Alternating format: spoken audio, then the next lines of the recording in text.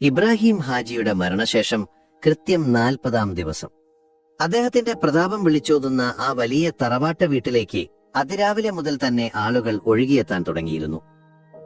നിറമുള്ള വില കൂടിയ കാറുകൾ മുറ്റത്ത് നിരന്നു നിന്നു.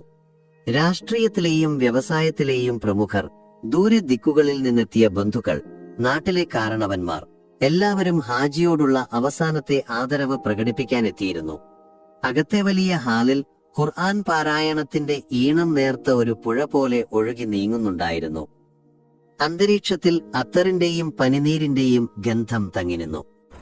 വെളുത്ത പട്ടുസാരിയിൽ പൊതിഞ്ഞ ആ പ്രൗഢരൂപം ഫാത്തിമ ബീവി ഒരു നിഴല് പോലെ എല്ലാത്തിനും സാക്ഷിയായിരുന്നു. അവരുടെ മുഖത്ത് ദുഃഖത്തിന്റെ നേർത്ത പാടകൾ വീണിരുന്നുവെങ്കിലും ആ പ്രതാപത്തിന് ഒരു കോട്ടവും സംഭവിച്ചിരുന്നില്ല. വരുന്നവരോടെല്ലാം അവർ നിർവികാരമായി പുഞ്ചിരിച്ചു, തലയാട്ടി അവരുടെ അനുശോചനങ്ങൾ ഏറ്റുവാങ്ങി.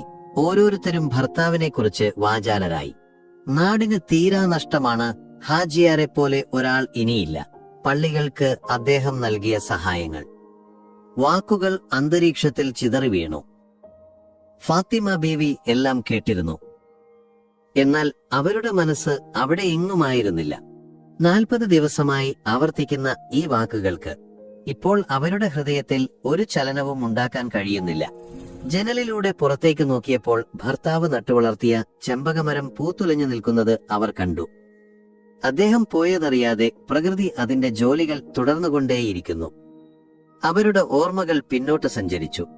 ഇബ്രാഹിം ഹാജി, ആ പേരിന് സമൂഹം നൽകിയ വില വലുതായിരുന്നു. ഗൗരവക്കാരൻ, കാർക്കശ്യക്കാരൻ, ആർക്കും എളുപ്പത്തിൽ പിടികൊടുക്കാത്ത പ്രകൃതം. അദ്ദേഹത്തിന്റെ ബിസിനസ് സാമ്രാജ്യം പോലെ തന്നെയായിരുന്നു സ്വഭാവവും, ഉറച്ചതും വിട്ടുവീഴ്ചയില്ലാത്തതും. അദ്ദേഹത്തോടൊപ്പം പൊതുവേദികളിൽ പ്രത്യക്ഷപ്പെടുമ്പോൾ തനിക്ക് ലഭിച്ചിരുന്ന ആദരവും ബഹുമാനവും ഫാത്തിമ ബീവി ആസ്വദിച്ചിരുന്നു. ആ വലിയ മനുഷ്യന്റെ ഭാര്യ എന്ന പദവി അവർക്ക് നൽകിയ സുരക്ഷിതത്വവും പ്രതാപവും ചെറുതായിരുന്നില്ല. പക്ഷേ ആ വലിയ വീടിന്റെ 4 ചുവരുകൾക്കുള്ളിൽ അവർ അനുഭവിച്ച ഒരുതരം ഏകാന്തതയുണ്ടായിരുന്നു. സ്നേഹത്തേക്കാൾ കടമകൾക്ക് പ്രാധാന്യം നൽകിയ ജീവിതം. അദ്ദേഹത്തിന്റെ ലോകം എപ്പോഴും തിരക്കുകളുടേതായിരുന്നു. ഫാത്തിമയുടെ ലോകം ആ വലിയ വീട്ടിലും ആഡംബരങ്ങളിലും ഒതുങ്ങി. ഇപ്പോൾ അദ്ദേഹം പോയപ്പോൾ അനുഭവപ്പെടുന്ന ഈ ശൂന്യത, അത് സ്നേഹത്തിന്റെ നഷ്ടം കൊണ്ടാണോ, അതോ തനിക്ക് തണലായി നിന്ന ആ വലിയ പ്രതാപം ഇല്ലാതായതുകൊണ്ടാണോ? അവർക്ക് സ്വയം വേർതിരിച്ചറിയാനായില്ല. പ്രാർത്ഥനകൾ അവസാനിച്ചു. ആളുകൾ ഭക്ഷണത്തിനായി പിരിഞ്ഞു. വലിയൊരു ആൾക്കൂട്ടത്തിന്റെ ആരവങ്ങൾക്കിടയിലും അവർ വല്ലാത്തൊരു ഒറ്റപ്പെടൽ അനുഭവിച്ചു. യാന്ത്രികമായി നടക്കുന്ന ചടങ്ങുകൾ, ആത്മാർത്ഥതയില്ലാത്ത മുഖങ്ങൾ. അവർക്ക് ശ്വാസം മുട്ടുന്നത് പോലെ തോന്നി. എനിക്കൊന്ന് ഖബർസ്ഥാനം വരെ പോകണം, അവർ അടുത്തുനിന്ന സഹോദരനോട് പറഞ്ഞു. ബീവി, തനിച്ചോ?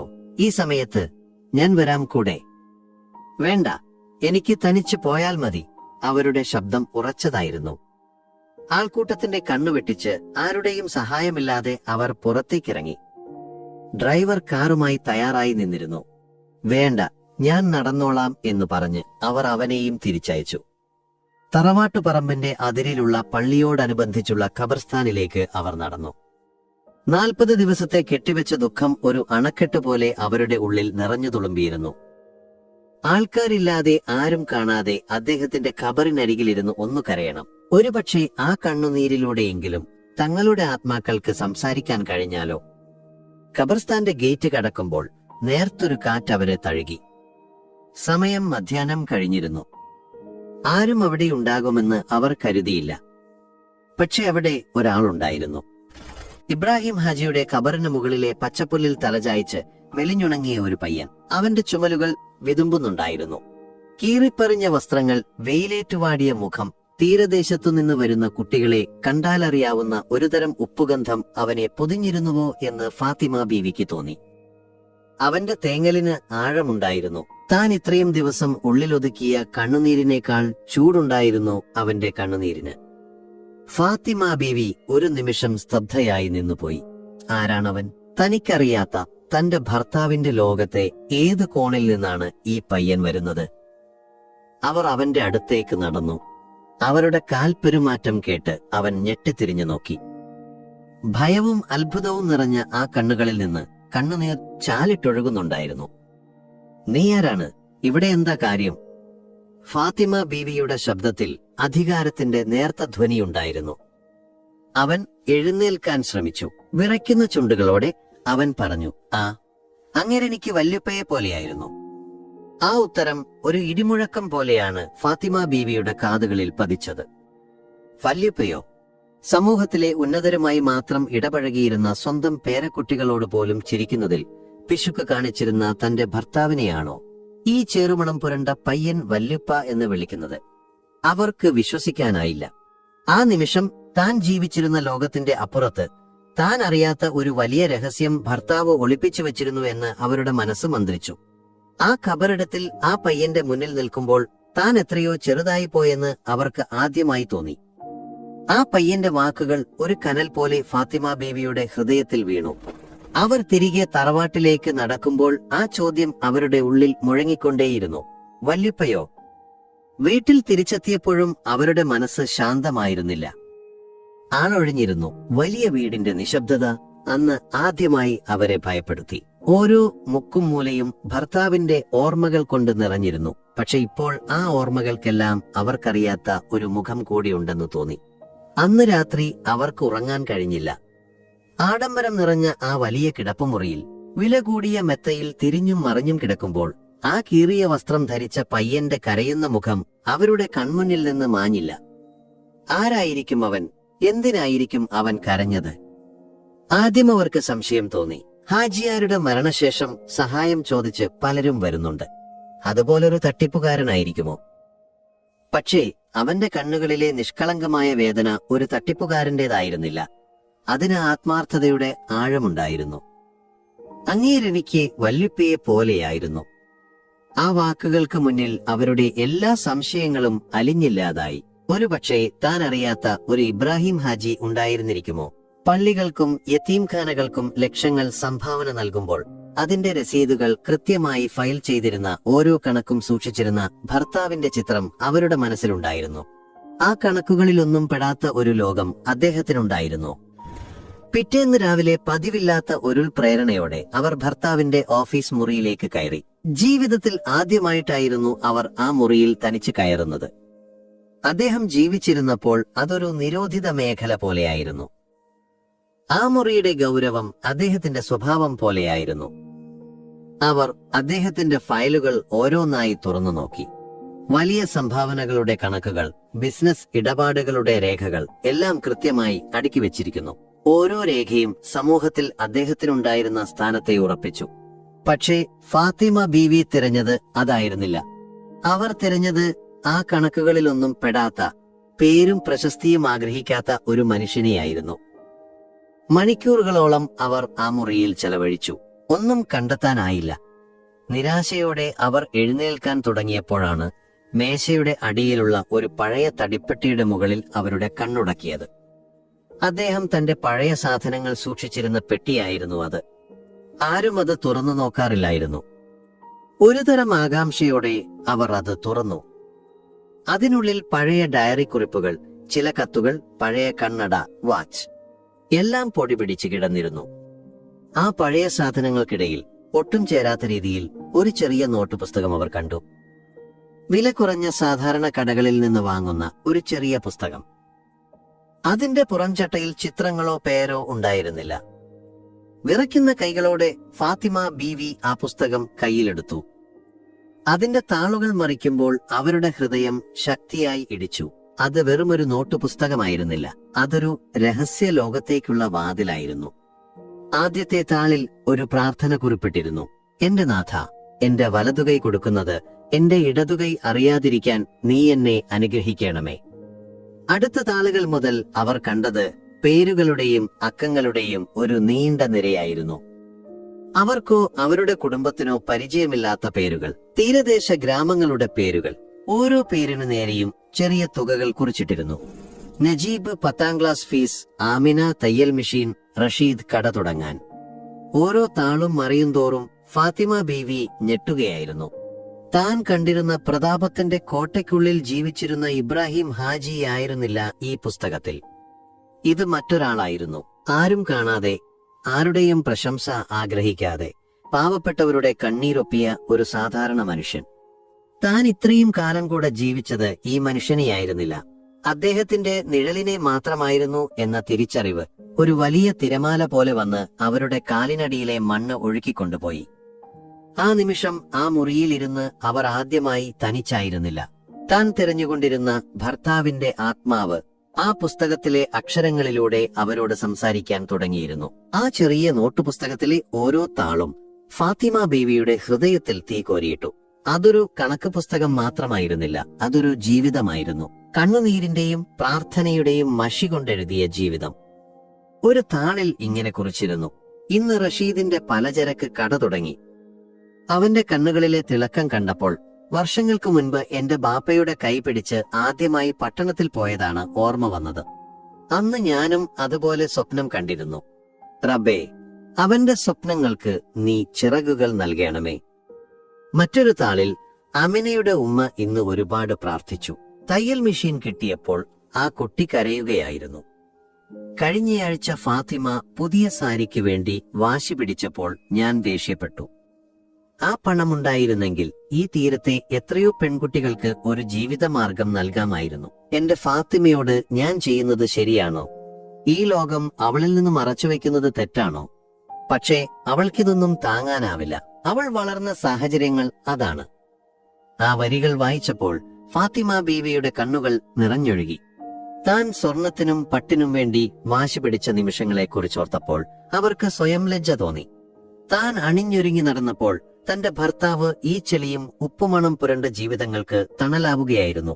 അദ്ദേഹത്തിന്റെ ഗൗരവത്തിന് പിന്നിൽ ഇത്രയും വലിയൊരു സ്നേഹത്തിന്റെ കടലുണ്ടായിരുന്നു എന്ന് താൻ എന്തുകൊണ്ടറിഞ്ഞില്ല? അവർ ആ പുസ്തകം നെഞ്ചോട് ചേർത്ത് വെച്ച് ഒരുപാട് നേരം കരഞ്ഞു. ആ കണ്ണുനീരിന് പശ്ചാത്താപത്തിന്റെ ചൂടുണ്ടായിരുന്നു. ഇത്രയും കാലം താൻ ആരുടെ കൂടെയാണ് ജീവിച്ചത് എന്ന ചോദ്യത്തിന് ഇപ്പോൾ അവർക്ക് ഉത്തരമുണ്ടായിരുന്നു. താൻ ജീവിച്ചത് ഒരു മനുഷ്യന്റെ കൂടെയായിരുന്നില്ല, ഒരു നിഴലിന്റെ കൂടെയായിരുന്നു. യഥാർത്ഥ ഇബ്രാഹിം ഹാജി ജീവിച്ചത് ഈ ഡയറി കുറിപ്പുകളിലും ആ പാവപ്പെട്ടവരുടെ ഹൃദയങ്ങളിലുമായിരുന്നു. ആ രാത്രി അവർ ഒരു തീരുമാനമെടുത്തു: ഈ രഹസ്യം ഇനിയും ഒരു രഹസ്യമായി തുടരാൻ പാടില്ല. ഭർത്താവിന്റെ ആത്മാവ് എവിടെയായിരുന്നു എന്ന് താൻ തിരിച്ചറിഞ്ഞതുപോലെ ആ വെളിച്ചം ലോകം കാണണം. അതിലുപരി തനിക്ക് നേരിൽ കാണണം ആ ലോകം.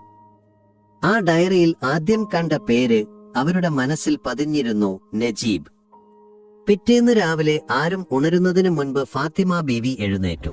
അവർ ഏറ്റവും സാധാരണമായ ഒരു കോട്ടൺ സാരി ഉടുത്തു. ആഭരണങ്ങളൊന്നും അണിഞ്ഞില്ല.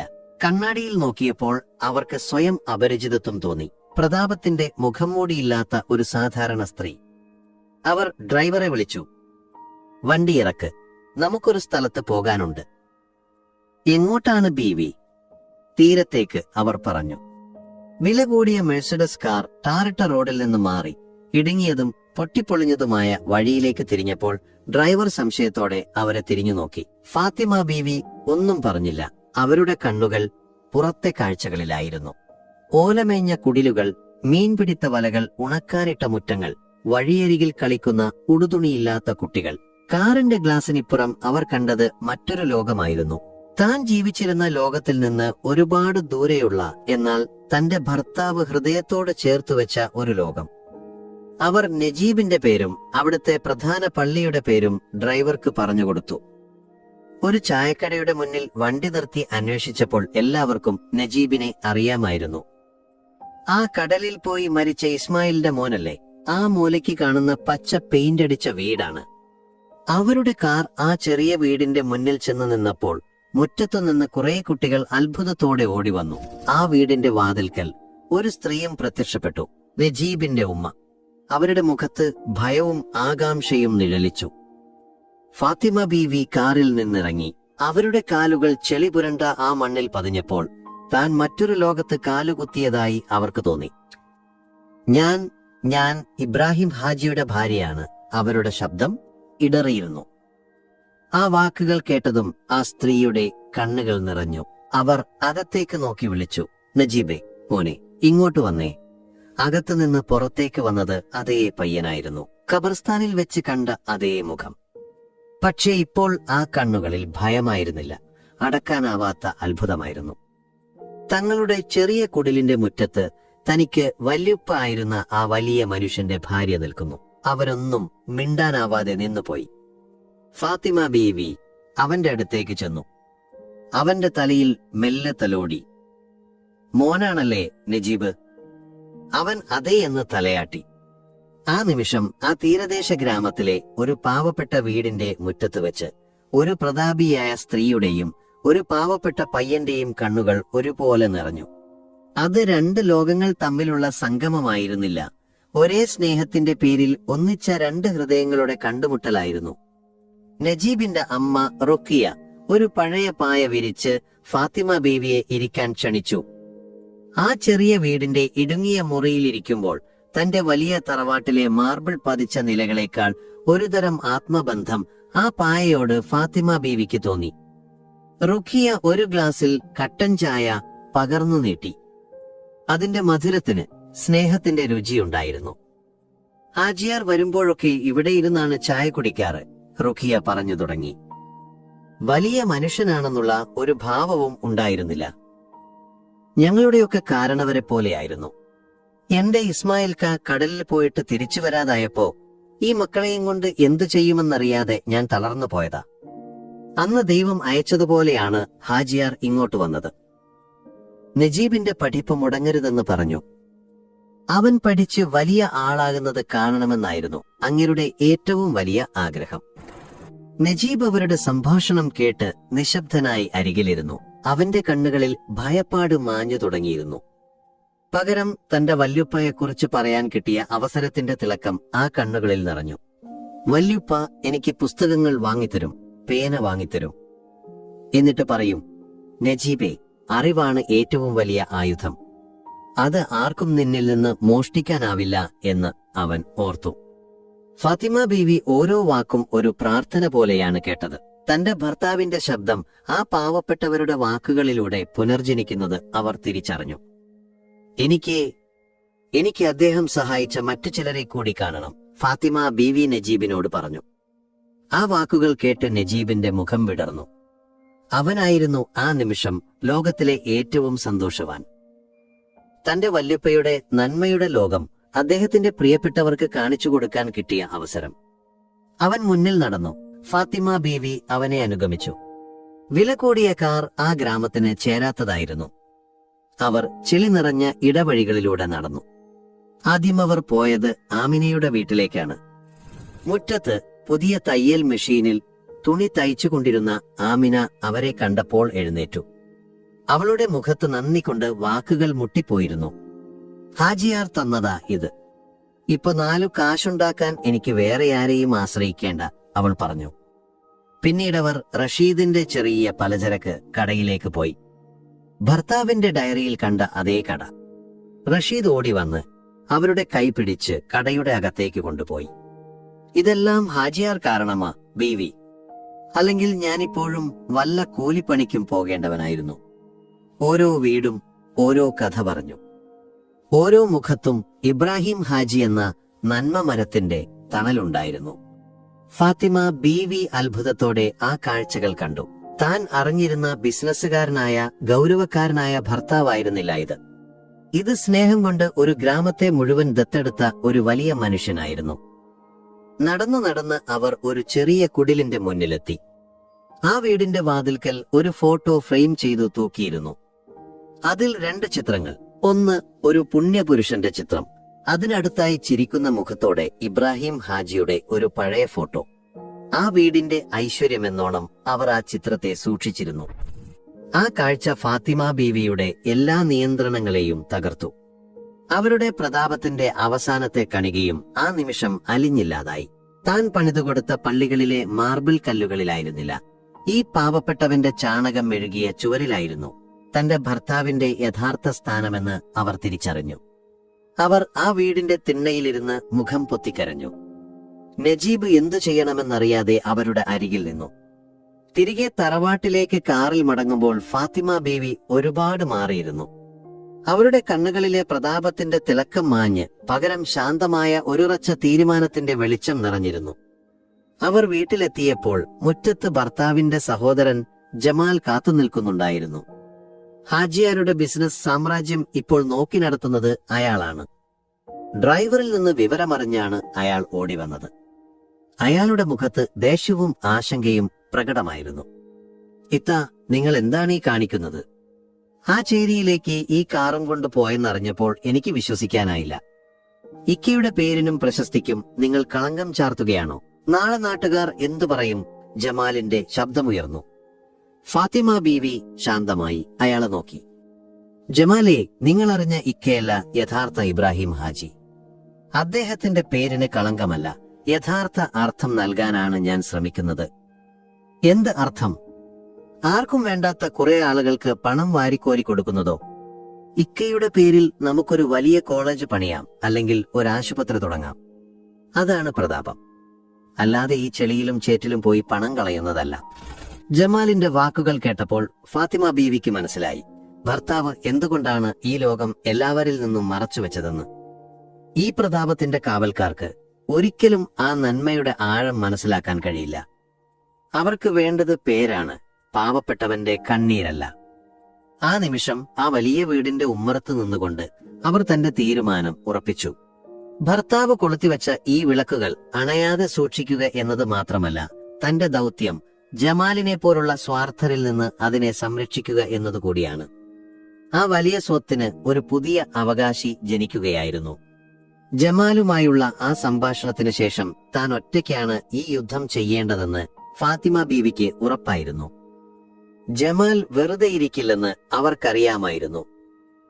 ഇബ്രാഹിം ഹാജിയുടെ പ്രതാപത്തിന്റെ സാമ്രാജ്യം കെട്ടിപ്പടുത്തത് പണവും അധികാരവും കൊണ്ടായിരുന്നു. ആ സാമ്രാജ്യത്തിന്റെ പുതിയ അവകാശിയായ ജമാലിന് പാവപ്പെട്ടവന്റെ കണ്ണുനീരിന് ഒരു വിലയുമുണ്ടായിരുന്നില്ല.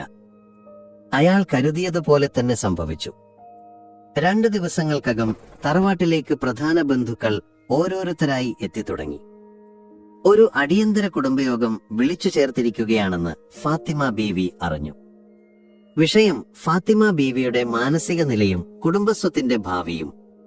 ആ വലിയ ഹാളിന്റെ നടുവിലായി വിലകൂടിയ പരവതാനിയിൽ ബന്ധുക്കളിരുന്നു. ജമാലായിരുന്നു പ്രധാന ന്യായാധിപന്റെ സ്ഥാനത്ത്. ഫാത്തിമ ബീവി അങ്ങോട്ട് കടന്നു വന്നപ്പോൾ എല്ലാവരും അവരെ ഒരു കുറ്റവാളിയെ എന്ന പോലെ നോക്കി.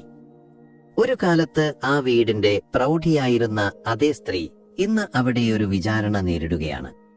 ഇത്ത, നിങ്ങൾ ചെയ്യുന്നത് ശരിയല്ലെന്ന് പറയാനാണ് ഞങ്ങളെല്ലാവരും ഇവിടെ കൂടിയത്, ജമാൽ ഗൗരവത്തോടെ പറഞ്ഞു തുടങ്ങി. ഇക്കയുടെ മരണശേഷം നിങ്ങൾക്ക് മാനസികമായി ഒരുപാട് വിഷമങ്ങളുണ്ടെന്ന് ഞങ്ങൾക്കറിയാം. പക്ഷേ അതിന്റെ പേരിൽ ഇക്കയുടെ സ്വത്ത് മുഴുവൻ ആ ചേരിയിലുള്ളവർക്ക് എഴുതി കൊടുക്കാൻ ഞങ്ങൾ സമ്മതിക്കില്ല. മറ്റൊരു ബന്ധു അത് ഏറ്റുപിടിച്ചു.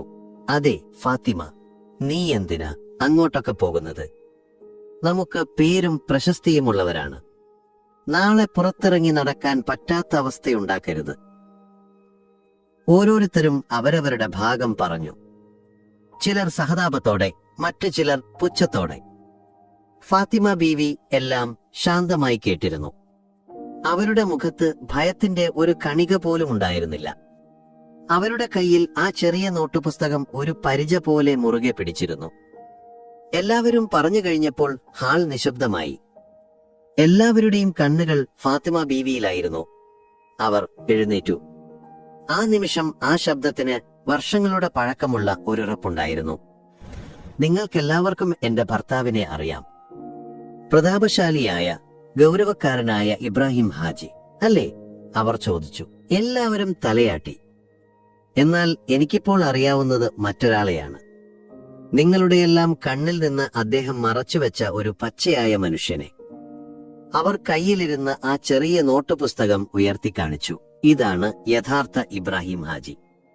അദ്ദേഹത്തിന്റെ ആത്മാവ് ഈ താളുകളിലാണ് ജീവിക്കുന്നത്. ജമാൽ പുച്ഛത്തോടെ ചിരിച്ചു. ഒരു പഴയ പുസ്തകമോ? ഇതാണോ നിങ്ങളുടെ തെളിവ്? ഫാത്തിമ ബീവി ആ പുസ്തകത്തിലെ ഒരു താൾ തുറന്നു. അവർ വായിക്കാൻ തുടങ്ങി. ഇന്ന് തീരത്തുനിന്ന് മടങ്ങുമ്പോൾ വല്ലാത്തൊരു സന്തോഷം. നജീബ് എന്ന പയ്യൻ കണക്കിൽ 100-ൽ 100 മാർക്കും വാങ്ങി ഓടിവന്നു. അവന്റെ ചിരി കണ്ടപ്പോൾ എന്റെ എല്ലാ ക്ഷീണവും മാറി. കോടിക്കണക്കിന് രൂപയുടെ ഇടപാടുകൾ ഉറപ്പിക്കുമ്പോൾ കിട്ടാത്ത ഒരു സമാധാനം ആ കുട്ടിയുടെ തലയിൽ കൈവച്ചപ്പോൾ എനിക്ക് കിട്ടി. എന്റെ ഫാത്തിമയോട് ഇതൊക്കെ പറയണമെന്നുണ്ട്, പക്ഷേ അവൾക്കെന്നെ മനസ്സിലാകുമോ? ഈ പണത്തിന്റെയും പ്രതാപത്തിന്റെയും ലോകത്തിനപ്പുറം ഒരു ലോകമുണ്ടെന്ന് അവൾ അറിയുമോ?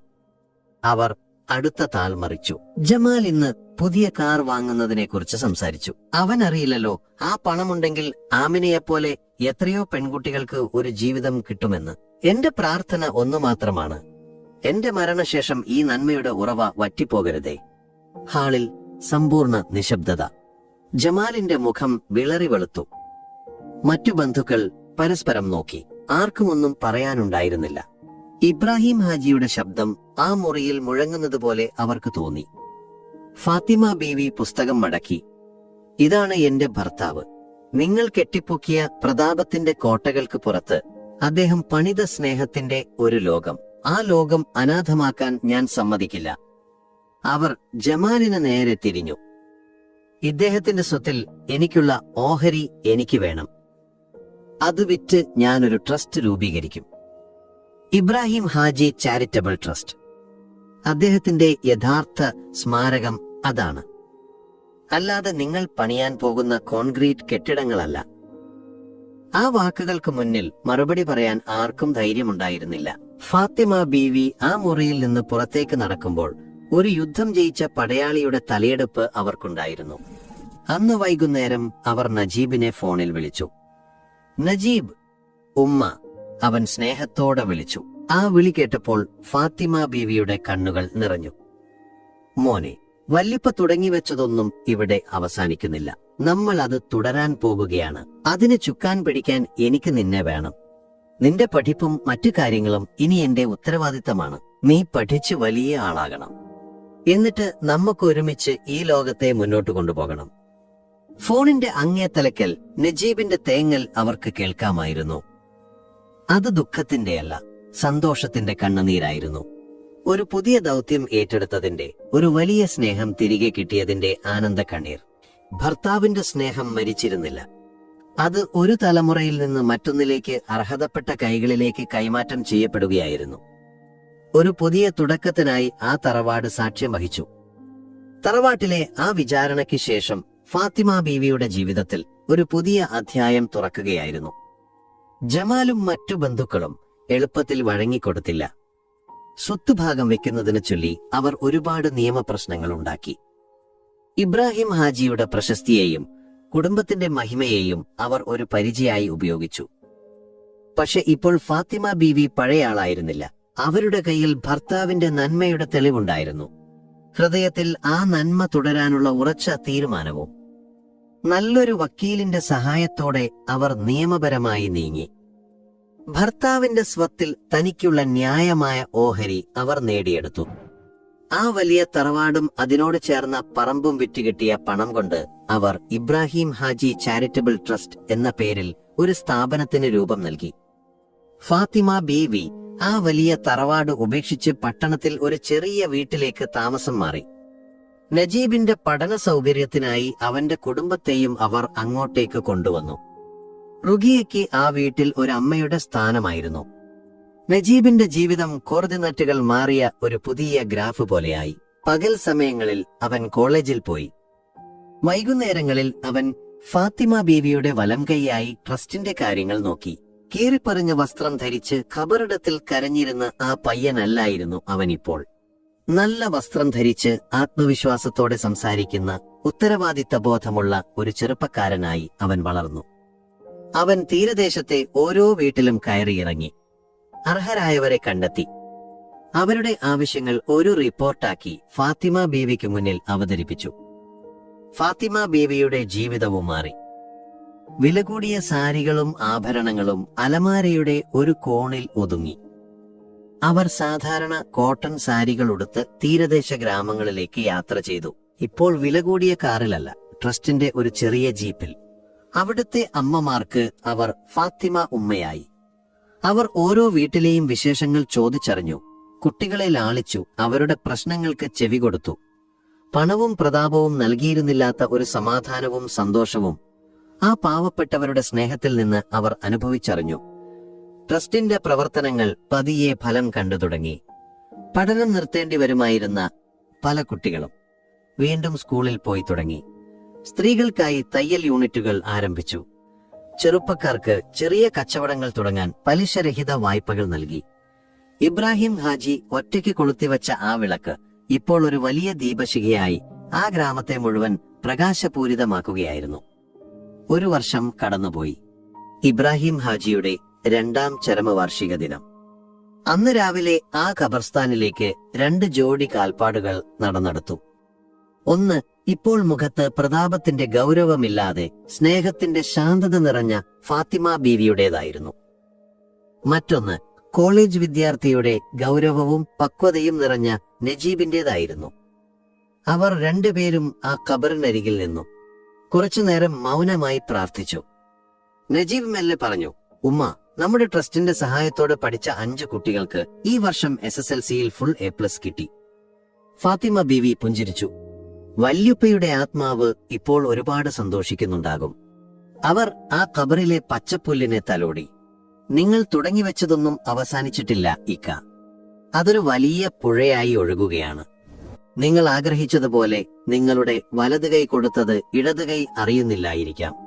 പക്ഷേ ആ സ്നേഹത്തിന്റെ തണൽ ഇപ്പോൾ ഒരുപാട് പേർ അനുഭവിക്കുന്നുണ്ട്. ആകാശത്ത് കാർമേഘങ്ങൾ ഒഴിഞ്ഞുപോയിരുന്നു. ഇളംവെയിൽ ആ ഖബറിടത്തിൽ പരന്നു. ആ വെളിച്ചത്തിൽ നിൽക്കുമ്പോൾ ആ ഖബർ ഒരു അവസാനത്തിന്റെയല്ല, അനന്തമായി തുടരുന്ന ഒരു നന്മയുടെ തുടക്കത്തിന്റെ പ്രതീകമാണെന്ന് അവർ തിരിച്ചറിഞ്ഞു. അദ്ദേഹത്തിന്റെ സ്നേഹം മരിച്ചിരുന്നില്ല. അത് അർഹതപ്പെട്ട കൈകളിലൂടെ ഒരു തലമുറയിൽ നിന്ന് മറ്റൊന്നിലേക്ക് പടർന്നു പന്തലിക്കുകയായിരുന്നു. ഇപ്പോൾ ആ ഖബറിടത്തിൽ 2 ജോഡി കാൽപ്പാടുകൾ മാത്രമല്ല, ഒരു വലിയ സമൂഹത്തിന്റെ പ്രാർത്ഥനകൾ കൂടിയുണ്ടായിരുന്നു. വർഷങ്ങൾ 5 കൂടി കടന്നുപോയി. ഇപ്പോൾ ഇബ്രാഹിം ഹാജി ചാരിറ്റബിൾ ട്രസ്റ്റ് ആ തീരദേശത്തിന്റെ ഹൃദയത്തുടിപ്പായിരുന്നു. ഫാത്തിമ ബീവിക്ക് പ്രായമേറിയിരുന്നു. അവരുടെ മുടിയിഴകളിൽ വെള്ളിരേഖകൾ വീണു. ഇപ്പോൾ അവർ ട്രസ്റ്റിന്റെ ദൈനംദിന കാര്യങ്ങളിൽ അധികം ഇടപെടാറില്ല. പകരം ആ ചെറിയ വീടിന്റെ പൂമുഖത്തിരുന്ന് ഉപദേശങ്ങൾ നൽകുന്ന ഒരു തണൽമരമായി അവർ മാറി. ട്രസ്റ്റിന്റെ മുഴുവൻ ചുമതലകളും ഇപ്പോൾ നജീബിന്റെ കരുത്തുറ്റ കൈകളിലായിരുന്നു. കോളേജ് പഠനം പൂർത്തിയാക്കിയ നജീബ് സോഷ്യൽ വർക്കിൽ ബിരുദാനന്തര ബിരുദവും നേടി. കീറിപ്പറഞ്ഞ വസ്ത്രം ധരിച്ച് ഖബറിടത്തിൽ തേങ്ങിക്കരഞ്ഞ ആ പയ്യന്റെ സ്ഥാനത്ത് ഇന്ന് വാക്കുകൾക്ക് മൂർച്ചയും ഹൃദയത്തിൽ സ്നേഹവുമുള്ള ഒരു പക്വതയെത്തിയ ചെറുപ്പക്കാരനായിരുന്നു. അവൻ ആ നാടിന്റെ നജീബ് ഇക്കായായി. ട്രസ്റ്റിന്റെ പ്രവർത്തനങ്ങൾ ഒരുപാട് വളർന്നിരുന്നു. വിദ്യാഭ്യാസ സഹായങ്ങൾ, ചികിത്സാ സഹായങ്ങൾ, സ്വയം തൊഴിൽ പദ്ധതികൾ. ഇബ്രാഹിം ഹാജി ഒറ്റയ്ക്ക് തുടങ്ങിയ ആ നീരുറവ ഇന്നൊരു വലിയ നദിയായി ആ നാടിനെ ഫലഭൂയിഷ്ടമാക്കിക്കൊണ്ടിരുന്നു. ഒരു ദിവസം വൈകുന്നേരം നജീബ് പതിവ് റിപ്പോർട്ടുകളുമായി ഫാത്തിമ ബീവിയുടെ അടുത്തേക്ക് വന്നു. അവന്റെ മുഖത്ത് പതിവില്ലാത്ത ഒരു ആശങ്കയുണ്ടായിരുന്നു. എന്തുപറ്റി മോനെ? മുഖം വല്ലാതെയിരിക്കുന്നല്ലോ, ഫാത്തിമ ബീവി ചോദിച്ചു. ഉമ്മ, അത് ആമിന വന്നിരുന്നു. നമ്മുടെ തയ്യൽ മെഷീൻ കിട്ടിയ കുട്ടിയില്ലേ? ആമിനയോ? അവൾക്കിപ്പോൾ സ്വന്തമായി ഒരു ചെറിയ യൂണിറ്റില്ലേ? എന്തുപറ്റി അവൾക്ക്? പ്രശ്നം അവൾക്കല്ല, അവളുടെ അനിയൻ റിയാസിനാണ്. നമ്മൾ പഠിപ്പിച്ച് എഞ്ചിനീയർ ആക്കിയ കുട്ടി. അവനിപ്പോൾ ദുബായിലെ ഒരു വലിയ കൺസ്ട്രക്ഷൻ കമ്പനിയിൽ നല്ല ശമ്പളത്തിൽ ജോലി കിട്ടി. അൽഹംദുലില്ലാ, അത് നല്ല കാര്യമല്ലേ? പിന്നെന്താ നിന്റെ വിഷമം? ഫാത്തിമ ബീവിക്കൊന്നും മനസ്സിലായില്ല. നജീബ് ഒരു നെടുവീർപ്പോടെ പറഞ്ഞു, ആ കമ്പനിക്കാണ് നമ്മുടെ തീരത്ത് പുതിയൊരു റിസോർട്ട് പണിയാനുള്ള കോൺട്രാക്ട് കിട്ടിയിരിക്കുന്നത്. അതിനുവേണ്ടി അവർ ഒരുപാട് കുടുംബങ്ങളെ കുടിയൊഴിപ്പിക്കാൻ പോകുകയാണ്. ആ പ്രൊജക്ടിന്റെ പ്രധാന ചുമതലക്കാരിൽ ഒരാൾ റിയാസ് ആണ്. ഫാത്തിമ ബീവിയുടെ മുഖം ഒരു നിമിഷം വിളറി. എന്നിട്ട്? അതാണ് ഉമ്മ പ്രശ്നം. ആ കുടിയൊഴിപ്പിക്കപ്പെടുന്ന കുടുംബങ്ങളിൽ പലതും നമ്മൾ സഹായിക്കുന്നവരാണ്. റിയാസ് വലിയൊരു ധർമ്മസങ്കടത്തിലാണ്. ഒരു വശത്ത് അവന്റെ സ്വപ്നതുല്യമായ ജോലി, അവന്റെ കുടുംബത്തെ ദാരിദ്ര്യത്തിൽ നിന്ന് കരകയറ്റാനുള്ള അവസരം, മറുവശത്ത് അവനെ വളർത്തിയ ഈ സമൂഹം. അവൻ എന്തു ചെയ്യണമെന്നറിയാതെ ആമിനയെ എന്റെ അടുത്തേക്ക് അയച്ചതാണ്.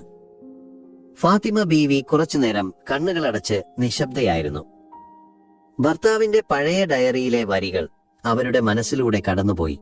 പണവും പ്രതാപവും നേടാനുള്ള എളുപ്പവഴികൾക്ക് മുന്നിൽ അദ്ദേഹം അനുഭവിച്ച സംഘർഷങ്ങൾ. അവർ കണ്ണു തുറന്നു. നജീബ്, നമ്മൾ റിയാസിനോടൊന്നും പറയേണ്ട. അവനോട് നാളെ വൈകുന്നേരം ഇങ്ങോട്ട് വരാൻ പറയൂ. ആമിനയോടും വരാൻ പറയണം. പിറ്റേന്ന് ഭയവും കുറ്റബോധവും നിറഞ്ഞ മുഖവുമായി റിയാസ് അവരുടെ മുന്നിലിരുന്നു. ഫാത്തിമ ബീവി അവനോട് റിസോർട്ടിനെക്കുറിച്ചോ ജോലിയെക്കുറിച്ചോ ഒന്നും ചോദിച്ചില്ല. പകരം അവർ പഴയ കഥകൾ പറയാൻ തുടങ്ങി. റിയാസെ, നിനക്ക് നിന്റെ വല്യുപ്പയെ ഓർമ്മയുണ്ടോ? അവൻ തലയാട്ടി. ഉണ്ടുമ്മ, പുസ്തകങ്ങൾ വാങ്ങിത്തന്നിരുന്ന വല്യുപ്പയെ. ഫാത്തിമ ബീവി പുഞ്ചിരിച്ചു. ആ വല്യുപ്പയ്ക്ക് വിചാരിച്ചാൽ ഈ നാട് മുഴുവൻ വിലക്കെടുക്കാമായിരുന്നു. വലിയ കോളേജുകൾ പണിത് പേരെടുക്കാമായിരുന്നു. പക്ഷേ അദ്ദേഹം തിരഞ്ഞെടുത്തത് ആരുമറിയാത്ത ഈ വഴിയാണ്. എന്തിനാണെന്നറിയാമോ?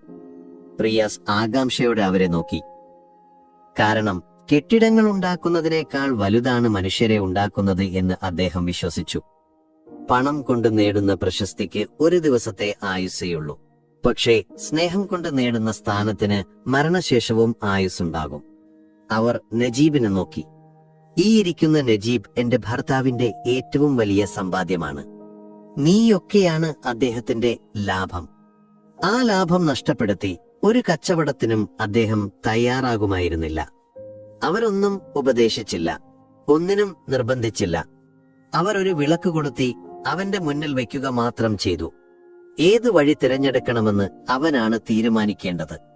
ആ രാത്രി റിയാസിനും ആമിനയ്ക്കും ഉറങ്ങാൻ കഴിഞ്ഞില്ല. പിറ്റേന്ന് രാവിലെ ഉറച്ച തീരുമാനവുമായി റിയാസ് നജീബിനെ കാണാൻ വന്നു. ഇക്ക, ഞാൻ എന്റെ കമ്പനിയോട് സംസാരിക്കും. കുടിയൊഴിപ്പിക്കപ്പെടുന്ന ഓരോ കുടുംബത്തിനും അർഹമായ നഷ്ടപരിഹാരവും താമസിക്കാൻ പുതിയ വീടും നൽകാതെ ആ പ്രൊജക്ട് തുടങ്ങാൻ ഞാൻ സമ്മതിക്കില്ല. എന്റെ ജോലി പോയാലും സാരമില്ല. എന്നെ ഞാനാക്കിയ ഈ നാടിനെ മറന്ന് എനിക്കൊരു ജീവിതം വേണ്ട. ആ വാക്കുകൾ കേട്ടപ്പോൾ നജീബിന്റെ കണ്ണുകൾ നിറഞ്ഞു. അവൻ ഫാത്തിമ ബീവിയുടെ അടുത്തേക്ക് ഓട്ടി. വിവരം പറഞ്ഞപ്പോൾ അവരുടെ മുഖത്ത് ഒരു നിലാവ് വിടർന്നു. അവർ ആകാശത്തേക്ക് നോക്കി മെല്ലെ പറഞ്ഞു, ഇക്ക, നിങ്ങൾ കണ്ട സ്വപ്നം അത് പൂവണിയുകയാണ്. നിങ്ങളുടെ വിളവെടുപ്പ് കാലം തുടങ്ങിയിരിക്കുന്നു. അത് കൊയ്യാൻ ഇപ്പോൾ ഒരാളല്ല, ഒരു തലമുറ തന്നെയുണ്ട്. ഇബ്രാഹിം ഹാജിയുടെ ഖബറിടത്തിൽ ഇപ്പോൾ ഒരുപാട് കാൽപ്പാടുകൾ പതിയാറുണ്ടായിരുന്നു. നന്മയുടെ ആ വിളവെടുപ്പിൽ പങ്കുചേരാൻ ആ സ്നേഹത്തിന്റെ തണലിൽ വളർന്ന ഒരു പുതിയ തലമുറയുടേതായിരുന്നു ആ കാൽപ്പാടുകൾ. റിയാസിന്റെ തീരുമാനം അവന്റെ കമ്പനിയിൽ വലിയ ഒച്ചപ്പാടുകൾ ഉണ്ടാക്കി. ദുബായിലെ ശീതീകരിച്ച ഓഫീസിലിരുന്ന് ലാഭനഷ്ടങ്ങളുടെ കണക്കുകൾ മാത്രം നോക്കി ശീലിച്ചവർക്ക് ഒരു ചെറുപ്പക്കാരൻ തന്റെ നാടിനു വേണ്ടി കോടികളുടെ പ്രൊജക്ട് തടഞ്ഞു നിർത്തുന്നത് ഉൾക്കൊള്ളാനായില്ല. അവർ അവനെ അനുനയിപ്പിക്കാൻ ശ്രമിച്ചു, ഭീഷണിപ്പെടുത്തി, ഉയർന്ന പദവികൾ വാഗ്ദാനം ചെയ്തു. പക്ഷെ ഫാത്തിമ ബീവിയുടെ വാക്കുകളിൽ നിന്ന് ആർജിച്ചെടുത്ത കരുത്തിനു മുന്നിൽ ആ വാഗ്ദാനങ്ങളെല്ലാം നിഷ്പ്രഭമായി. വിഷയം പുറം ലോകമറിഞ്ഞു. വികസനത്തിന് തുരങ്കം വെക്കുന്ന തീരദേശം എന്ന പേരിൽ പ്രാദേശിക പത്രങ്ങളിൽ വാർത്തകൾ വന്നു തുടങ്ങി. ഈ അവസരം മുതലെടുക്കാൻ ഒരാൾ കാത്തിരിപ്പുണ്ടായിരുന്നു, ജമാൽ. വർഷങ്ങൾക്കിപ്പുറം ജമാലിന്റെ ബിസിനസ് സാമ്രാജ്യം വലുതായെങ്കിലും ഫാത്തിമ ബീവിയോടും ആ ട്രസ്റ്റിനോടുമുള്ള അയാളുടെ പക അടങ്ങിയിരുന്നില്ല. ഇബ്രാഹിം ഹാജിയുടെ പേര് തന്നിൽ നിന്ന് തട്ടിയെടുത്തത് ആ പാവപ്പെട്ടവരാണെന്ന് അയാൾ വിശ്വസിച്ചു. റിസോർട്ട് പദ്ധതിയെ അയാൾ തനിക്കു വേണ്ടിയുള്ള ഒരു സുവർണാവസരമായി കണ്ടു. അയാൾ റിസോർട്ട് കമ്പനിയുടെ പ്രതിനിധികളെ പോയി കണ്ടു. നിങ്ങൾ പേടിക്കേണ്ട, ആ നാട്ടുകാരെ എങ്ങനെ കൈകാര്യം ചെയ്യണമെന്ന് എനിക്കറിയാം. ആ ട്രസ്റ്റാണ് എല്ലാത്തിനും പിന്നിൽ. വികസന വിരോധികളായ കുറച്ചാളുകൾ. അയാൾ അവർക്ക് ഉറപ്പു നൽകി. ജമാൽ തന്റെ പണവും സ്വാധീനവും ഉപയോഗിച്ച് കളത്തിലിറങ്ങി. അയാൾ തീരദേശത്തെ ചില പ്രമാണിമാരെയും രാഷ്ട്രീയക്കാരെയും കൂട്ടുപിടിച്ചു. അവർ ഗ്രാമത്തിൽ യോഗങ്ങൾ സംഘടിപ്പിച്ചു. ഈ റിസോർട്ട് വന്നാൽ നമ്മുടെ നാടിന്റെ മുഖഛായ മാറും, നമ്മുടെ മക്കൾക്ക് ജോലി കിട്ടും. ഫാത്തിമ ബീവിക്കും ആ ട്രസ്റ്റിനും അതിന്റെ ആവശ്യമില്ല, അവർക്ക് പണമുണ്ട്. പക്ഷേ നമുക്കങ്ങനെയല്ല. അവർ ജനങ്ങളെ തെറ്റിദ്ധരിപ്പിക്കാൻ ശ്രമിച്ചു. തീരദേശം രണ്ടായി പിളർന്നു. ഒരു വശത്ത് തലമുറകളായി ജീവിച്ച മണ്ണ് വിട്ടുകൊടുക്കാൻ തയ്യാറല്ലാത്ത ട്രസ്റ്റിന്റെ തണലിൽ ജീവിക്കുന്ന ഒരു പറ്റം മനുഷ്യർ. മറുവശത്ത് ജമാലിന്റെയും കമ്പനിയുടെയും വാഗ്ദാനങ്ങളിൽ മയങ്ങിയ ദാരിദ്ര്യത്തിൽ നിന്ന് ഒരു മോചനം സ്വപ്നം കണ്ട കുറച്ചുപേർ. നജീബിനും ട്രസ്റ്റിനും ഇത് വലിയൊരു പരീക്ഷണമായിരുന്നു. അവർ വീടുകൾ കയറിയിറങ്ങി. റിസോർട്ട് വരുന്നതിലൂടെ സംഭവിക്കാൻ പോകുന്ന പാരിസ്ഥിതിക നാശത്തെക്കുറിച്ചും തങ്ങളുടെ സംസ്കാരം തന്നെ ഇല്ലാതാകുന്നതിനെക്കുറിച്ചും അവർ ജനങ്ങളെ ബോധവൽക്കരിച്ചു. ജോലി കിട്ടുമെന്ന് അവർ പറയുന്നു. നമ്മുടെ കുടിലുകൾ നിന്നിടത്തുയരുന്ന വലിയ കെട്ടിടങ്ങളിൽ തൂപ്പുകാരായും കാവൽക്കാരായും ജോലി ചെയ്യാനാണോ നമ്മൾ നമ്മുടെ മക്കളെ പഠിപ്പിച്ചത്? നജീബിന്റെ ചോദ്യങ്ങൾക്ക് മുന്നിൽ പലരും ഉത്തരം മുട്ടിനിന്നു. സംഘർഷം മുറുകി. കുടിയൊഴിപ്പിക്കേണ്ട വീടുകളിൽ കമ്പനി ആളുകൾ നോട്ടീസ് പതിക്കാൻ വന്നപ്പോൾ ഗ്രാമവാസികൾ ഒന്നടങ്കം അവരെ തടഞ്ഞു. ചെറിയ ഉന്തും തള്ളുമുണ്ടായി. റിയാസ് തന്റെ കമ്പനിയിലെ ഉയർന്ന ഉദ്യോഗസ്ഥരോട് തർക്കിച്ച് അവശനായി. വിഷയം ഒരു പൊതുയോഗത്തിലേക്ക് നീങ്ങി. പഞ്ചായത്ത് ഓഫീസിന്റെ മുന്നിലുള്ള വലിയ മൈതാനത്ത് നാടിന്റെ ഭാവിയെ നിർണയിക്കുന്ന ആ യോഗം വിളിച്ചു ചേർക്കപ്പെട്ടു. ഒരു വശത്ത് റിസോർട്ട് കമ്പനിയുടെ പ്രതിനിധികൾ, ജമാൽ അവരെ പിന്തുണയ്ക്കുന്നവർ. മറുവശത്ത് നജീബ്, റിയാസ്, ട്രസ്റ്റിന്റെ ഭാരവാഹികൾ, ഒപ്പം നെഞ്ചിൽ തീയെരിയുന്ന ഒരുപിടി ഗ്രാമവാസികളും. അന്ന് വൈകുന്നേരം യോഗത്തിന് പോകുന്നതിന് മുൻപ് നജീബ് ഫാത്തിമ ബീവിയെ കാണാൻ ചെന്നു. അവരുടെ കാലിൽ തൊട്ട് അനുഗ്രഹം വാങ്ങി. ഉമ്മ, പ്രാർത്ഥിക്കണം. ഫാത്തിമ ബീവി അവന്റെ തലയിൽ കൈവച്ചു. മോനെ, ഭയപ്പെടരുത്. സത്യത്തിന് ഒരു പ്രത്യേക ശക്തിയുണ്ട്. നിന്റെ വല്യുപ്പ എപ്പോഴും പറയുമായിരുന്നു, നമ്മുടെ ഉദ്ദേശം ശുദ്ധമാണെങ്കിൽ കാണാത്ത വഴികളിലൂടെ ദൈവം നമുക്ക് സഹായമെത്തിക്കുമെന്ന്. ഇന്ന് നിങ്ങൾ ഒറ്റയ്ക്കല്ല, ഒരു നാട് മുഴുവൻ നിങ്ങളുടെ കൂടെയുണ്ട്. ആ വാക്കുകൾ നൽകിയ ധൈര്യത്തോടെ നജീബ് ആ വലിയ ആൾക്കൂട്ടത്തിലേക്ക് ഇറങ്ങിച്ചെന്നു. ഒരു കൊടുങ്കാറ്റിന് മുൻപുള്ള ശാന്തതയായിരുന്നു ആ മൈതാനത്ത്. ആ നാടിന്റെ വിധി നിർണയിക്കാൻ പോകുന്ന വാക്കുകൾക്കായി എല്ലാവരും കാതോർത്തു. പൊതുയോഗം ആരംഭിച്ചു. ആദ്യമുണർന്നത് ജമാലിന്റെ ശബ്ദമായിരുന്നു. വികസനത്തെക്കുറിച്ചും തൊഴിലവസരങ്ങളെക്കുറിച്ചും അയാൾ വാചാലനായി. ട്രസ്റ്റിനെയും നജീബിനെയും പേരെടുത്ത് പറയാതെ അയാൾ വിമർശിച്ചു. ചിലർക്ക് ഈ നാട് നന്നാകുന്നത് ഇഷ്ടമല്ല. അവർക്ക് പാവപ്പെട്ടവൻ എപ്പോഴും പാവപ്പെട്ടവനായി തുടരണം. എന്നാലല്ലേ അവർക്ക് കാരുണ്യ പ്രവർത്തനത്തിന്റെ പേരിൽ പേരെടുക്കാൻ പറ്റൂ. ജമാലിന്റെ വാക്കുകൾക്ക് കൈയടിക്കാൻ കുറച്ചു പേരുണ്ടായിരുന്നു. പിന്നീട് സംസാരിച്ചത് റിസോർട്ട് കമ്പനിയുടെ മാനേജറായിരുന്നു. അദ്ദേഹം റിസോർട്ടിന്റെ മനോഹരമായ ചിത്രങ്ങൾ ഉയർത്തി കാണിച്ചു. ഇന്നത്തെ ഈ തീരദേശത്തെ നാളെ നമ്മൾ യൂറോപ്പാക്കി മാറ്റും. നിങ്ങളുടെ മക്കൾക്ക് വിദേശത്തൊന്നും പോകേണ്ടി വരില്ല. ഇവിടെ തന്നെ അവർക്ക് ജോലി കിട്ടും. അവരുടെ പ്രസംഗങ്ങൾ കഴിഞ്ഞപ്പോൾ ആൾക്കൂട്ടത്തിൽ ഒരു വിഭാഗം ആവേശത്തിലായിരുന്നു. നജീബും റിയാസും ഒറ്റപ്പെടുന്നത് പോലെ തോന്നി. അടുത്ത ഊഴം റിയാസിന്റേതായിരുന്നു. മൈക്കിന് മുന്നിലേക്ക് നടക്കുമ്പോൾ അവന്റെ കാലുകൾ ചെറുതായി വിറച്ചിരുന്നു. പക്ഷേ സദസ്സിലിരിക്കുന്ന അമ്മയുടെയും പെങ്ങളുടെയും മുഖത്തേക്ക് നോക്കിയപ്പോൾ, നജീബ് ഇക്കയുടെ ധൈര്യം പകരുന്ന നോട്ടം കണ്ടപ്പോൾ അവൻ ശാന്തനായി. എല്ലാവർക്കും നമസ്കാരം, അവൻ തുടങ്ങി. എന്നെ നിങ്ങൾക്ക് നന്നായി അറിയാം. ഈ മണ്ണിൽ കളിച്ചു വളർന്ന, നിങ്ങളുടെ എല്ലാം സഹായം കൊണ്ട് പഠിച്ച് എഞ്ചിനീയറായ റിയാസാണ് ഞാൻ. കമ്പനി മാനേജർ സാർ കാണിച്ച ആ മനോഹരമായ കെട്ടിടങ്ങൾ പണിയുന്ന ടീമിലെ ഒരംഗമാണ് ഞാനും. ആ ജോലി എനിക്ക് നൽകുന്നത് വലിയ ശമ്പളമാണ്. എന്റെ കുടുംബത്തെ ദാരിദ്ര്യത്തിൽ നിന്ന് കരകയറ്റാൻ പോന്ന ശമ്പളം. അവൻ ഒരു നിമിഷം നിർത്തി. പക്ഷേ ഏത് കെട്ടിടത്തിനാണ് എന്റെ അമ്മയുടെ കണ്ണുനീരിനേക്കാൾ വിലയുള്ളത്? ഏത് ശമ്പളത്തിനാണ് എന്റെ പെങ്ങന്മാരുടെ കിടപ്പാടത്തേക്കാൾ ഉറപ്പുള്ളത്? ആൾക്കൂട്ടം നിശബ്ദമായി. വികസനം നമുക്ക് വേണം, പക്ഷേ അത് മറ്റൊരാളുടെ നെഞ്ചത്ത് ചവിട്ടി നിന്നുകൊണ്ടാവരുത്. നമുക്ക് വേണ്ടത് ഇറക്കുമതി ചെയ്യുന്ന വികസനമല്ല, ഈ മണ്ണിൽ നിന്ന് വളരുന്ന വികസനമാണ്. റിയാസ് തന്റെ കയ്യിലുണ്ടായിരുന്ന ഒരു ഫയൽ ഉയർത്തി കാണിച്ചു. ഇതൊരു ബദൽ പദ്ധതിയാണ്. നമ്മുടെ നാടിന്റെ തനിമ നിലനിർത്തിക്കൊണ്ടുള്ള ഒരു ടൂറിസം പദ്ധതി. നമ്മുടെ വീടുകൾ ഹോം സ്റ്റേകളാകും. നമ്മുടെ ഭക്ഷണത്തിന് ലോകം വില പറയും. നമ്മുടെ കലാരൂപങ്ങൾ കാണാൻ വിദേശികൾ വരും. ഇവിടെ മുതലാളിമാരുണ്ടാകില്ല, നമ്മളെല്ലാവരും പങ്കാളികളാകും. റിയാസിന്റെ വാക്കുകൾക്ക് ഒരു പുതിയ സ്വപ്നത്തിന്റെ നിറമുണ്ടായിരുന്നു. അത് ജനങ്ങളുടെ ഹൃദയത്തിൽ തൊട്ടു. അപ്പോഴാണ് ആൾക്കൂട്ടത്തിനിടയിലൂടെ ആ കാഴ്ച എല്ലാവരും കണ്ടത്. പതിയെ നടന്ന് വേദിയിലേക്ക് വരുന്ന ഫാത്തിമ ബീവി. വർഷങ്ങൾക്ക് ശേഷം ആദ്യമായിട്ടായിരുന്നു അവർ ഒരു പൊതുവേദിയിൽ പ്രത്യക്ഷപ്പെടുന്നത്. അവരുടെ വരവ് കണ്ട് ജമാൽ ഒന്ന് ഞെട്ടി. അവർ മൈക്കിന് മുന്നിൽ വന്നു. ആൾക്കൂട്ടത്തെ ഒന്നാകെ നോക്കി. എനിക്ക് പ്രസംഗിക്കാൻ അറിയില്ല, അവർ ശാന്തമായി പറഞ്ഞു. എനിക്കൊന്നു മാത്രമേ പറയാനുള്ളൂ. എന്റെ ഭർത്താവ് ഇബ്രാഹിം ഹാജി വിശ്വസിച്ചിരുന്നത് കെട്ടിടങ്ങളിലായിരുന്നില്ല, മനുഷ്യരിലായിരുന്നു. അദ്ദേഹം പണം മുടക്കിയത് കച്ചവടത്തിലായിരുന്നില്ല, തലമുറകളിലായിരുന്നു. ആ തലമുറയിലെ ഒരു പ്രതിനിധിയാണ് ഇപ്പോൾ നിങ്ങളോട് സംസാരിച്ചത്. അവർ റിയാസിന്റെ തോളിൽ കൈവച്ചു. ഇവരാണ് ഈ നാടിന്റെ യഥാർത്ഥ സമ്പത്ത്. ഇവരാണ് ഇബ്രാഹിം ഹാജിയുടെ സ്വപ്നം. ഇവരാണ് ഈ നാടിന്റെ പുതിയ കാവൽക്കാർ. തീരുമാനം നിങ്ങളുടേതാണ്. അത്രമാത്രം പറഞ്ഞ് അവർ വേദിയിലിറങ്ങി. പക്ഷേ ആ വാക്കുകൾ ഒരു കൊടുങ്കാറ്റ് പോലെ ആൾക്കൂട്ടത്തിന്റെ മനസ്സിൽ ആഞ്ഞടിച്ചു. പുതിയ കാവൽക്കാർ എന്ന വാക്ക് അവിടെ മുഴങ്ങി നിന്നു. ജനങ്ങൾ ഒന്നടങ്കം എഴുന്നേറ്റ് നിന്ന് കൈയടിച്ചു. അത് റിയാസിനും നജീബിനും വേണ്ടിയുള്ള കയ്യടിയായിരുന്നില്ല, തങ്ങളുടെ ഭാവിയെക്കുറിച്ചുള്ള പുതിയൊരു തീരുമാനത്തിന്റെ പ്രഖ്യാപനമായിരുന്നു. ജനങ്ങളുടെ ആ മട്ടുമാറ്റം കണ്ട് കമ്പനി പ്രതിനിധികൾ പരിങ്ങി. ജമാൽ ഒറ്റപ്പെട്ടു. ഒരു നാടിന്റെ ഇച്ഛാശക്തിക്ക് മുന്നിൽ തങ്ങളുടെ പണവും സ്വാധീനവും ഒന്നുമല്ലെന്ന് അവർ തിരിച്ചറിഞ്ഞു. അവസാനം കമ്പനി പ്രതിനിധികൾ റിയാസ് മുന്നോട്ട് വെച്ച ബദൽ പദ്ധതിയെക്കുറിച്ച് ചർച്ച ചെയ്യാൻ തയ്യാറായി. അതൊരു സമ്പൂർണ്ണ വിജയമായിരുന്നു. അന്ന് രാത്രി വിജയഘോഷങ്ങളൊന്നുമില്ലാതെ നജീബും റിയാസും ഫാത്തിമ ബീവിയും ആ ചെറിയ വീടിന്റെ പൂമുഖത്തിരുന്ന് ചായ കുടിച്ചു. ദൂരെ തീരദേശ ഗ്രാമത്തിൽ അപ്പോഴും ആവേശത്തിന്റെ അലയൊലികൾ അടങ്ങിയിരുന്നില്ല. ഫാത്തിമ ബീവി ആകാശത്തേക്ക് നോക്കി. ഇക്ക, നിങ്ങളുടെ ഖബറിന് ഇപ്പോൾ കാവലിന് ഞാനോ നജീബോ മാത്രം പോരാ, ഒരു നാട് മുഴുവനുണ്ട്. നിങ്ങൾ സമാധാനമായി ഉറങ്ങിക്കോളൂ.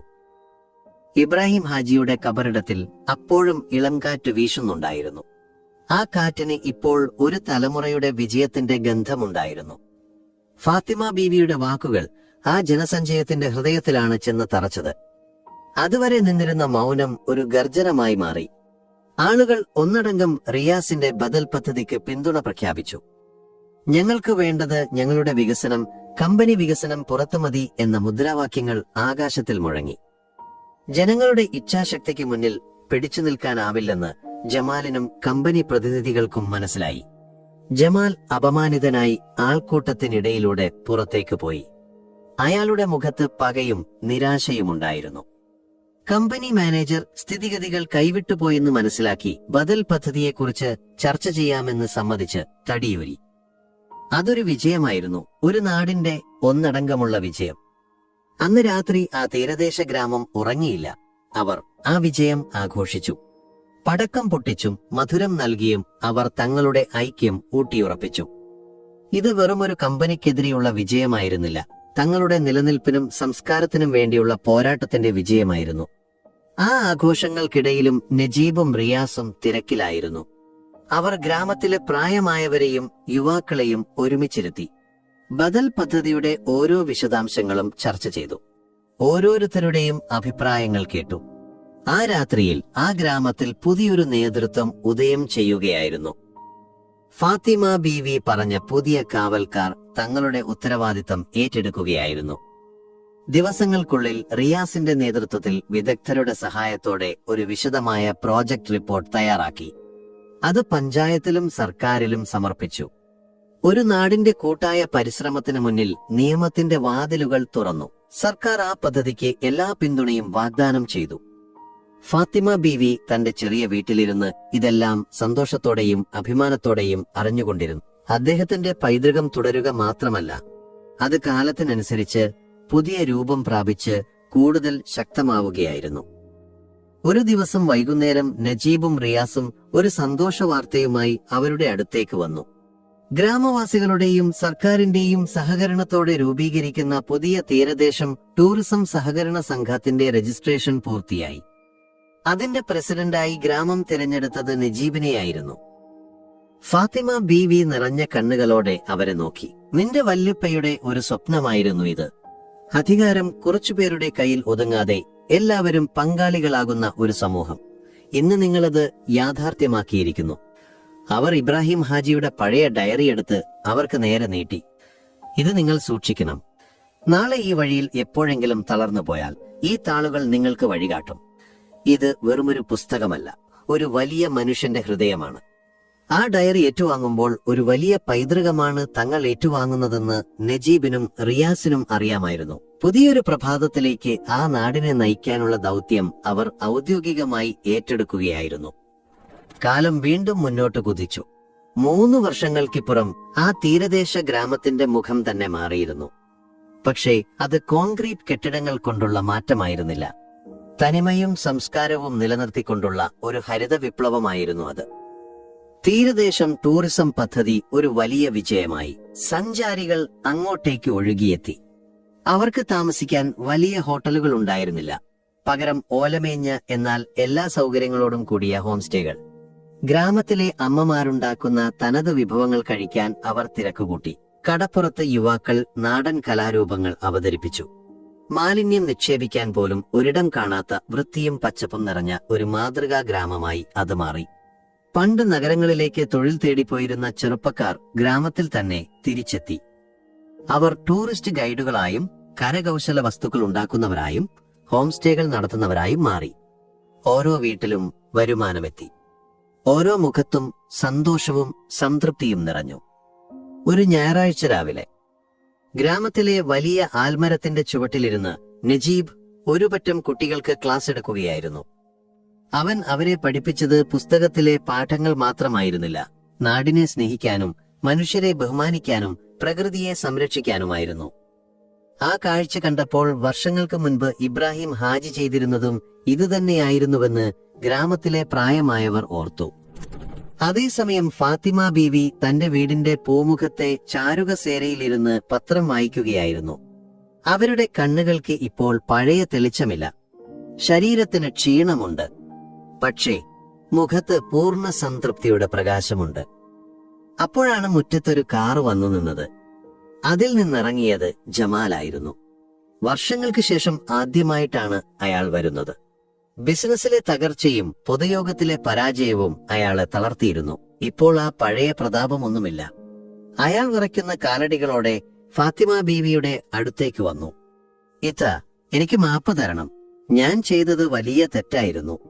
പണത്തിനും പ്രശസ്തിക്കും വേണ്ടി ഞാൻ എന്റെ സ്വന്തം നാടിനെ തള്ളിപ്പറഞ്ഞു. ഇക്കയുടെ പേരിന് യഥാർത്ഥത്തിൽ കളങ്കം ചാർത്തിയത് ഞാനാണ്.